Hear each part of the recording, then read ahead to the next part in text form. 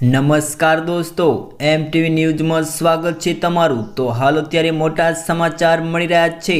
ચૈતર વસાવાની રાજકીય સફર, ચોંકાવનારા સમાચાર। અપક્ષ ધારાસભ્ય રાજીનામું, ભાજપમાં તૈયારી। પેશ કરીએ સમાચાર તો ડેડિયાપાડા બેઠક પરથી ચૈતર વસાવા ધારાસભ્ય બન્યા હતા અને વર્ષ 2017માં વિધાનસભા ચૂંટણી જીતી અને તેમાં 1 લાખથી વધારે મત મળ્યા હતા અને ચૈતર વસાવાએ જે પ્રચાર કર્યો હતો તે પ્રચારમાં ધૂમ મચાવી દીધી હતી અને 10 થી 12 વર્ષથી ચૈતર વસાવા રાજકીયમાં સક્રિય થયા। ચૈતર વસાવા આદિવાસીમાંથી આવે છે અને તેમની પત્ની શકુંતલા જિલ્લા પંચાયતના સભ્ય રહ્યા હતા અને ચૈતર વસાવા વનકર્મીના વિવાદને લઈને રાજપીપળાની સેન્ટ્રલ જેલમાં છે અને તેમના સમર્થનમાં આવેલા અરવિંદ કેજરીવાલે ચૈતર વસાવાને લોકસભાના ઉમેદવાર પણ જાહેર કરી દીધા છે અને લોકોમાં ભારે ઉત્સાહ જોવા મળી રહ્યો છે।